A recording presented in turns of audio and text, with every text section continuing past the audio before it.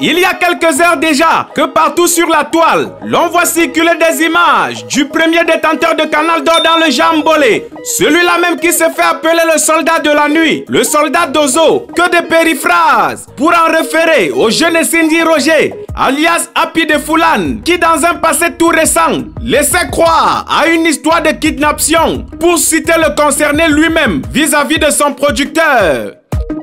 Grande était la surprise des internautes qui décidément ont les yeux rivés du côté de la Côte d'Ivoire, surtout depuis l'arrivée des poulains de Rigobert Song en terre de Zouglou et du coupé de Calais. Si pour certains, au regard des images d'un artiste talentueux quasiment amorti par les effets néfastes de ce qui s'apparenterait à une bouteille d'alcool posée sur une table sur laquelle il est accoudé étant sur une chaise, c'est de la tristesse. Pour d'autres qui semblent l'avoir côtoyé dans un passé glorieux, c'est plutôt de la pitié.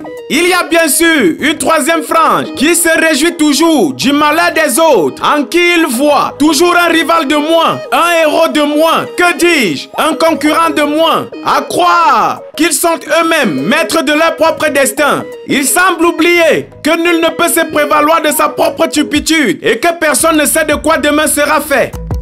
Pour ceux qui semblent renvoyer la faute sur le jeune garçon en disant qu'il ne veut pas d'abord accepter de lui-même un changement quelconque, encore moins fournir un effort. Pour ce fait, vous semblez oublier que le chien ne reconnaît jamais qu'il est un animal. Comme pour dire qu'un fou reconnaît toujours qu'il est normal. En termes plus clairs, Happy, au stade où il en est, ne reconnaît probablement pas qu'il serait malade. Beaucoup ont au fait de le qualifier de narcodépendant. Pourtant, leur propre passé font d'eux des sniffers invétérés et encore des proxénètes plus ou moins affranchis. Sortant par cette boutade d'Antoine de Saint-Exupéry qui dit, je cite, être homme, c'est précisément être responsable. C'est sentir la honte face à une misère qui ne semblait pas dépendre de soi. C'est être fier d'une victoire que les camarades ont remportée.